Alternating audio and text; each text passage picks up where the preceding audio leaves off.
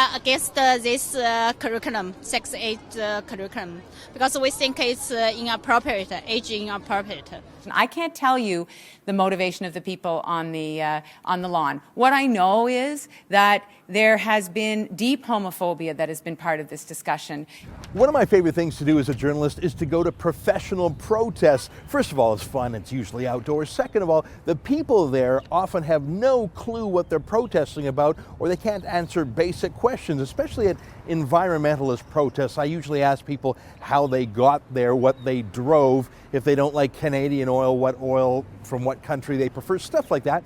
Another reason is I've discovered that there's a lot of professional protesters that basically go from protest to protest to protest. The same people, I've actually gotten to know some of them. It's a fun sort of journalistic hobby or beat I have, and I don't see a lot of other reporters doing it until 2 days ago, where I saw another reporter do it for the first time.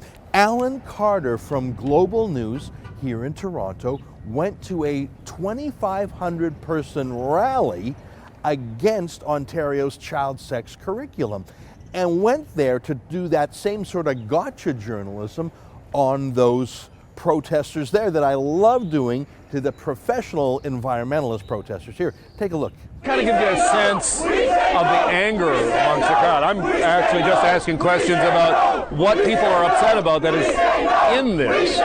When I ask protesters what oil is in this pipeline and where does oil come from, they have no clue. But look what happened when Alan Khadr suggests that one dad has no clue what's in the child sex curriculum. Tell me why a 6-year-old boy needs to learn about vagina and vulva.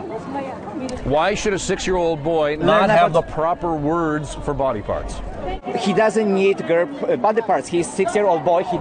I'm not talking body parts, I'm talking genital. That's pretty tough to argue with. Do you really want a 6-year-old coming home from school, a 6-year-old who says library and is just an infant of tender years, to say, well, Daddy, this other student's vagina and vulva, I mean, it's just so weird and creepy, and it sexualizes children. I think that shows that parent there actually had read the curriculum and that Alan Khadr's gotcha moment didn't happen. Check out this interaction between Alan Khadr and a concerned mom. What's in here that you are opposed to? Well, 6 gender identities, the fact that they will be exposed to information about oral and anal sex. We're not going to look at handouts. We're going to look at the book. Yes. Grade 8. Male, female, two-spirited, transgender, transsexual, intersex. I have a problem with 6 gender identities. I don't believe there are 6.